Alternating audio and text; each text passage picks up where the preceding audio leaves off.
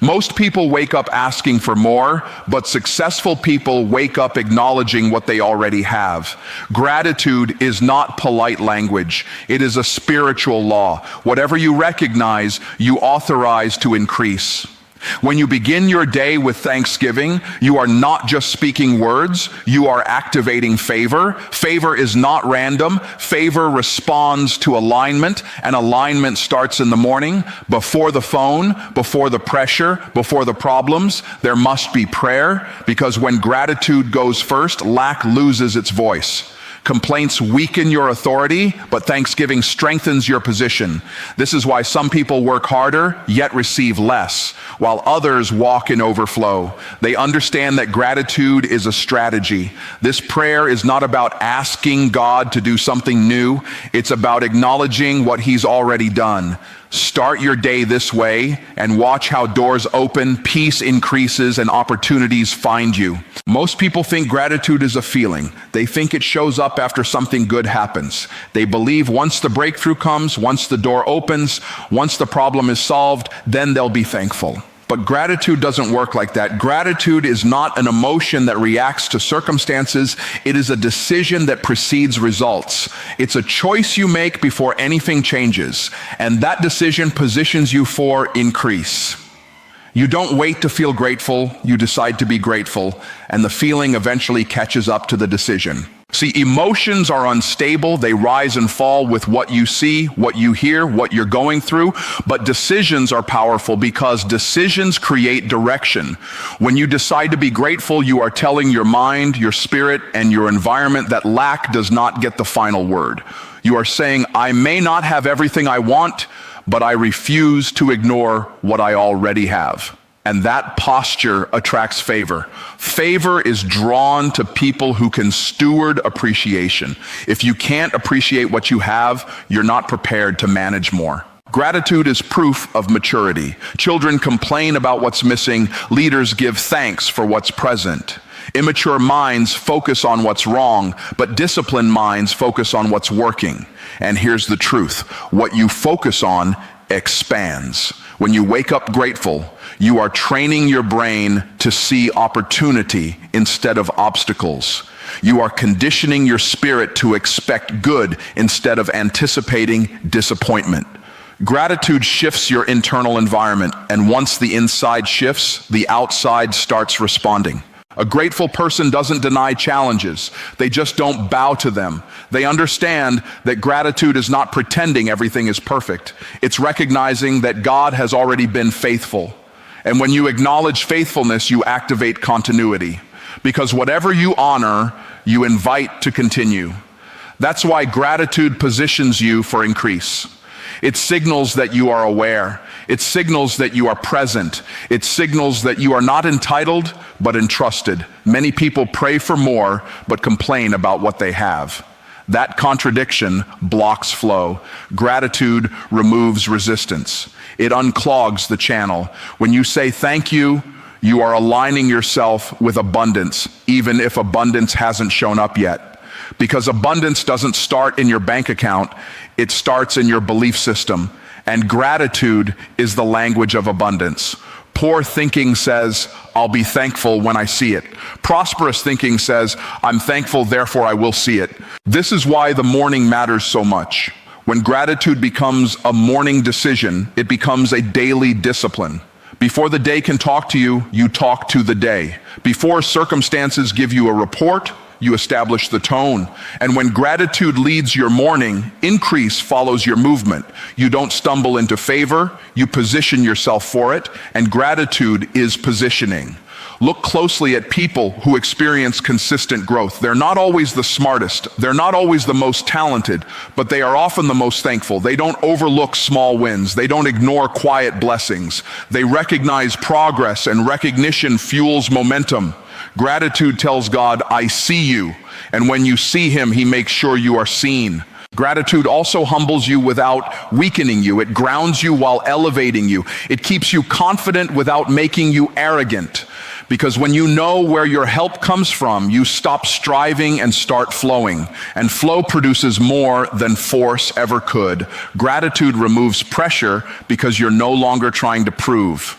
You're simply acknowledging. So when you wake up and decide to be grateful, you are not doing something small. You are making a strategic move. You are activating a principle. You are declaring that today will not be ruled by complaints, fear, or lack. You are setting yourself in agreement with favor before favor shows up. And when gratitude goes first, increase has no choice but to follow. That's why gratitude isn't optional. It's essential, because the decision to be grateful today determines the level of favor you walk in tomorrow. Favor does not respond to need, it responds to recognition.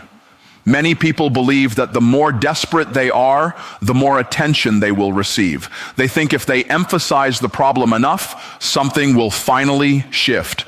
But favor is not activated by desperation, and it is not moved by entitlement. Favor is drawn to honor.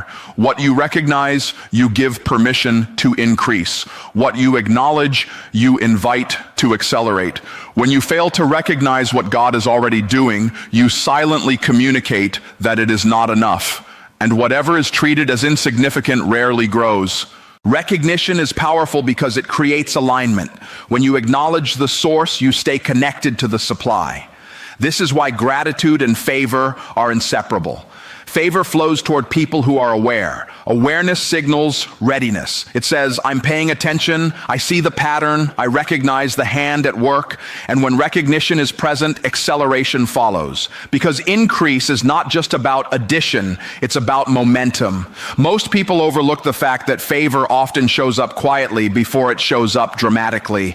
It comes as protection before promotion. It comes as insight before income. It comes as access before abundance. But if you don't recognize it in seed form, you will miss it in harvest form. Recognition is what turns small beginnings into significant outcomes. You don't get more by demanding more, you get more by honoring what's already present. This is why complaining is so costly. Complaining is a declaration that what you have does not matter. It devalues progress. It diminishes provision. And when you diminish something, you reduce its ability to expand in your life. Complaints slow down favor, but recognition speeds it up. The moment you begin to acknowledge what's working, what's growing, what's improving, you create room for expansion. Favor needs space, and recognition creates that space. Recognition also keeps you in the right posture. It prevents arrogance when things are going well, and it prevents bitterness when things are challenging. Because when you recognize the source, you stop taking credit for outcomes and start stewarding opportunities. And stewardship is attractive to favor. Favor looks for people who can handle access without becoming careless. Recognition says, I understand this is bigger than me. And when you understand that, you are trusted with more. Think about how often people pray for open doors, but fail to acknowledge the doors that are already cracked open. Access rarely arrives fully opened. It usually begins with a conversation, an idea, a connection, a delay that protected you, or a redirection that saved you. But if you don't recognize those moments, you'll mislabel them as inconveniences instead of interventions. Recognition trains you to see favor even when it doesn't look like what you expected. When you begin to live from a place of recognition, your confidence changes. You stop chasing validation because you are already validated by awareness. You stop striving for attention because you are anchored in appreciation. Recognition stabilizes your identity. It reminds you that you are not forgotten, overlooked, or behind. You are in process, and process, when acknowledged, produces patience. Patience keeps you aligned long enough for favor to fully manifest. This is why starting your day with gratitude is so critical. Morning recognition sets the trajectory. It tunes your perception to notice opportunities instead of obstacles. And whatever you notice, you nurture. Favor does not always need you to do more. Sometimes it needs you to see more. When your eyes open to recognition, your life opens to acceleration. So understand this clearly. Favor is not random, and it is not reserved for a select few. Favor follows principles, and one of the most powerful principles is recognition. When you acknowledge what God is doing, even in small ways, you activate movement in unseen places. You may not see the shift immediately, but momentum has already started, because when recognition leads, favor responds. Complaining feels natural, but it is never neutral. Every time you complain, you are making a declaration about what you believe has power over you.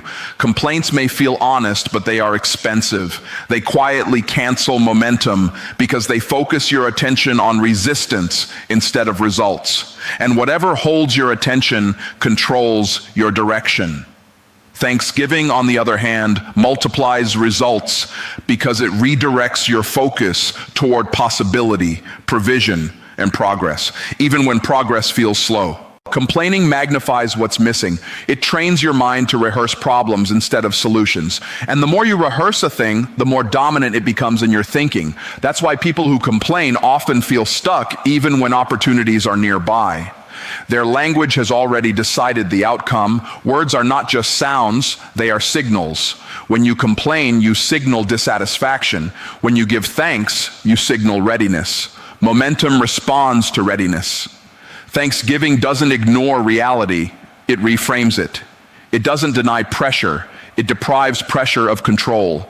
You can acknowledge difficulty without empowering it. Complaining hands authority to the obstacle. Gratitude takes authority back, and authority determines flow. When you are thankful, you stay in position. When you complain, you step out of alignment without realizing it. Many people think complaining releases pressure, but it actually multiplies it. Complaints keep you emotionally tied to the very thing you want to escape. They anchor you to frustration. Thanksgiving loosens that grip. It creates emotional mobility. It allows you to move forward without waiting for conditions to improve. And that's where multiplication begins. Not when conditions are perfect, but when perspective is right. Thanksgiving multiplies because it shifts your internal math. Instead of measuring life by what's lacking, you start measuring it by what's working. And when you notice what's working, you begin to replicate it. Gratitude sharpens awareness. Awareness fuels strategy. Strategy produces results. Complaints skip all of that and go straight to exhaustion. You have to understand this. Complaining is passive, but thanksgiving is proactive. Complaints react to circumstances. Gratitude sets direction. Complaints keep you stuck in yesterday's frustration. Thanksgiving prepares you for tomorrow's opportunity. That's why two people can face the same situation and experience completely different outcomes. One complains and loses momentum. The other gives thanks and gains clarity. And clarity always multiplies results. Thanksgiving also strengthens consistency. When you are thankful, you are less likely to quit. Gratitude reminds you why you started. It reconnects you to purpose when progress feels slow. Complaining makes you impatient. Thanksgiving makes you persistent. And persistence, applied over time, always produces increase. Momentum is rarely lost in one moment.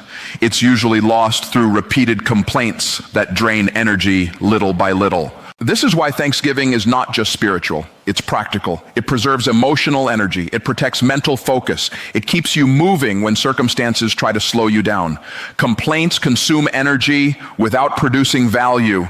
Thanksgiving uses energy to produce vision, and vision multiplies effort. When you see clearly, you move efficiently. Notice this. People who are consistently thankful tend to notice small improvements, and small improvements compound. Complaining overlooks those improvements and waits for something dramatic, but multiplication doesn't come from dramatic moments. It comes from daily alignment. Thanksgiving keeps you aligned daily. It keeps you engaged in the process instead of discouraged by the pace. When you wake up and choose Thanksgiving, you're making a leadership decision. You're deciding that your attitude will not be dictated by circumstances. You're deciding that progress, not perfection, will define your day. That decision protects momentum. And momentum, once protected, naturally multiplies results. So stop thinking of Thanksgiving as something you do after the win. Thanksgiving is how you create the win. Complaints weaken motion, but gratitude strengthens direction. And when direction is clear, results have no choice but to follow. The morning is not just a moment on the clock, it's a multiplier. How you start determines what you attract, because the morning sets the frequency for everything that follows. Before the world speaks to you, before demands pull at your attention, before pressure tries to define your pace, there is a window where alignment is easiest and clarity is strongest. And what you do in that window decides the tone of the day. You don't stumble into a great day. You tune into it. Most people let the morning happen to them. They wake up and immediately consume noise, urgency, and comparison. They hand over their focus before they establish their footing, and then they wonder why the day feels heavy, rushed, and reactive. But when you intentionally set the frequency, you shift from reacting to leading. Frequency is simply what you are tuned to, and you attract what you're tuned for.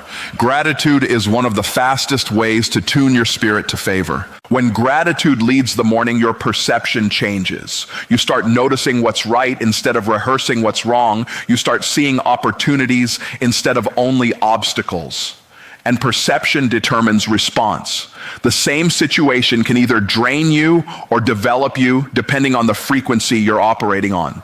Gratitude raises that frequency. It lifts your awareness above frustration and positions you to move with intention instead of emotion.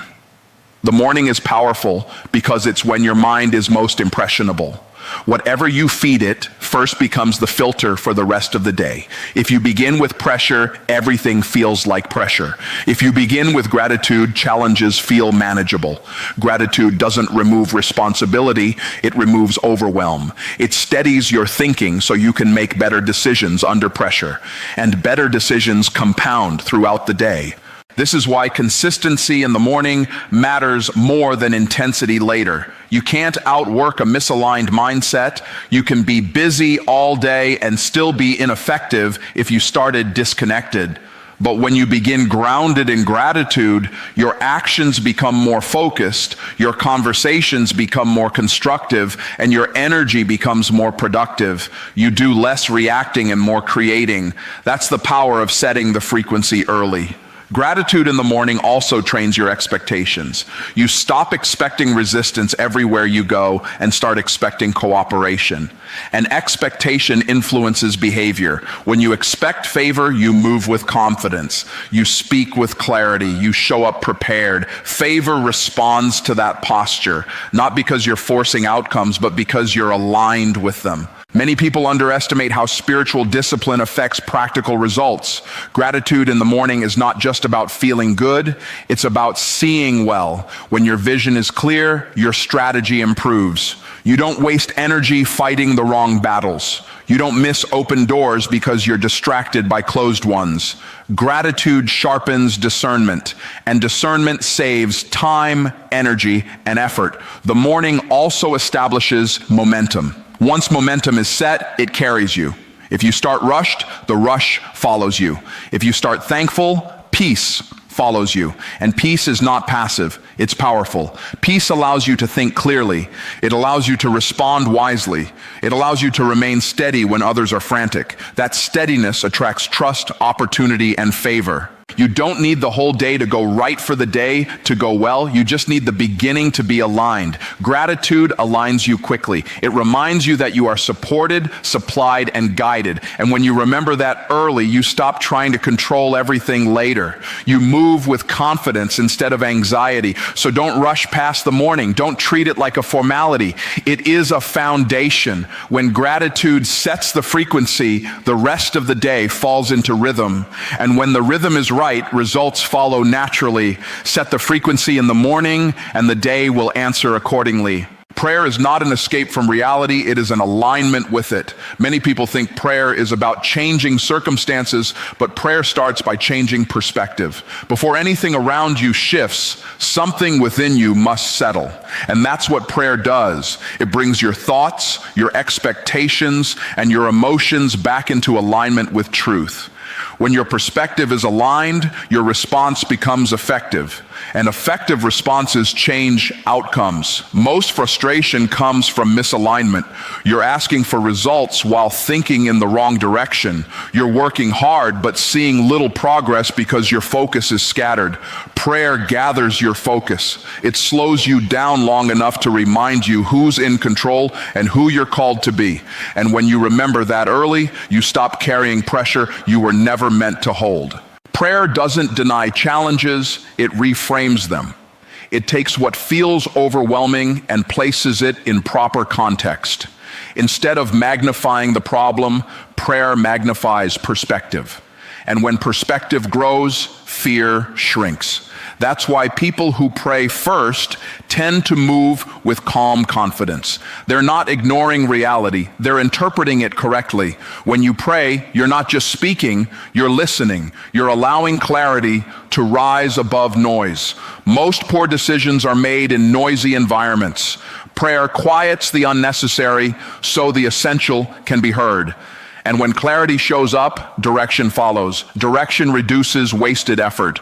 You stop reacting emotionally and start responding intentionally. That shift alone can save years of frustration. Prayer also aligns your desires. Sometimes the issue isn't that you want too little, it's that you want the wrong thing. Prayer filters ambition. It doesn't kill drive, it purifies it. It aligns what you're chasing with what you're built for. And when desire and design align, progress accelerates. You stop forcing outcomes and start flowing toward them. Many people ask for success, but don't prepare their character for it.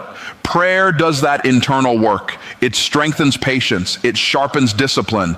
It increases humility without weakening confidence. And favor is attracted to people who can handle it without losing themselves. Prayer prepares you for what you're asking for by adjusting who you are becoming. Prayer also protects your perspective when things don't go as planned. It reminds you that delay is not denial and redirection is not rejection. When you've prayed, setbacks don't destabilize you as easily. You understand that movement is still happening even when it's not visible. That understanding keeps you consistent, and consistency over time produces increase. Starting the day with prayer is powerful because it establishes authority. You're not waiting to see how the day treats you. You're deciding how you'll show up in it. You're declaring that your thoughts will be governed by wisdom, not urgency. And when wisdom leads, peace follows. Peace keeps you steady, and steadiness attracts favor. Prayer also deepens gratitude. When you pause to pray, you naturally begin to recognize what's already been provided. You remember past faithfulness, and remembrance fuels trust. Trust reduces anxiety. Anxiety clouds judgment. So prayer clears judgment by strengthening trust. That clarity shows up in how you speak, how you listen, and how you act throughout the day. So prayer is not just something you do, it's something that positions you. It aligns your perspective before circumstances try to misalign it. And when perspective is right, response is right. When response is right, results change. Align your perspective first, and the day will follow your lead. When gratitude leads your day, it doesn't just affect how you feel, it determines what follows you. Provision, peace, and purpose are not random experiences. They are responses to alignment. Gratitude is alignment. It places you in agreement with what is already working instead of fighting what is unfinished. And when you move in agreement, things begin to move toward you. Provision often shows up in ways people don't recognize because they're looking for dramatic moments instead of daily supply. Gratitude sharpens your awareness so you can see provision while it's happening. It helps you recognize the idea before it becomes income, the connection before it becomes opportunity, the lesson before it becomes leverage. When you're grateful, you don't overlook what's sustaining you while you're waiting for what's next. And that awareness keeps provision flowing. Peace follows gratitude because gratitude removes the pressure to control outcomes. Anxiety is rooted in the belief that everything depends on you. Gratitude reminds you that you are supported. And when you know you're supported, you stop operating from fear. Peace is not the absence of responsibility, it's the presence of trust. Trust steadies your mind. A steady mind makes better decisions. Better decisions create better results. That's how peace quietly produces progress. Purpose also becomes clearer when gratitude leads. Many people struggle with purpose because they're always chasing the future while resenting the present. Gratitude reconnects you to the now. It helps you see meaning in where you are instead of waiting for where you're going.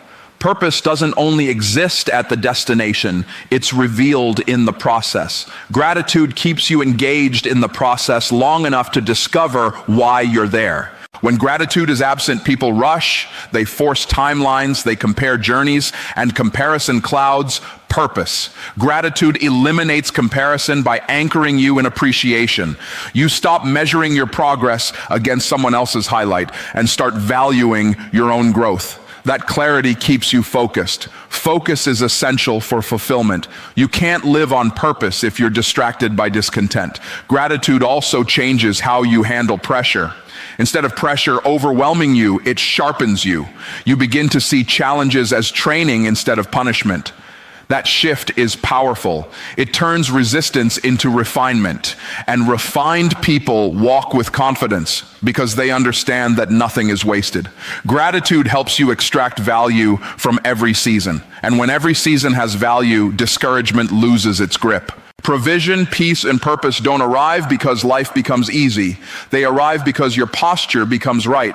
Gratitude is posture. It keeps you open instead of guarded, expectant instead of exhausted, grounded instead of anxious. That posture attracts the right conversations, the right opportunities, and the right timing. You don't have to chase what gratitude attracts. Notice how people who are consistently thankful tend to have steady lives. Not perfect lives, but steady ones. They recover faster from setbacks. They don't stay stuck in disappointment. They adapt without losing joy. That steadiness is attractive. People trust it. Opportunities flow toward it. Favor rests on it. Gratitude sustains that steadiness. Gratitude also protects your purpose when success shows up. It keeps you from forgetting where you came from and why you started. It guards your heart from arrogance and your mind from distraction. Purpose is fragile when pride enters. Gratitude keeps pride out. And when purpose is protected, impact increases. Starting your day with gratitude is not about being polite to God. It's about positioning yourself to receive. Gratitude creates capacity. It stretches your ability to recognize, manage, and multiply what comes next. When capacity increases, provision increases. When provision increases, peace settles in. When peace is present, purpose becomes undeniable. So if you want a day that flows instead of fights you, let gratitude lead. If you want clarity instead of confusion, let gratitude lead. If you want provision, peace, and purpose to follow you, instead of you chasing them, let gratitude go first. When gratitude leads, everything else finds its place.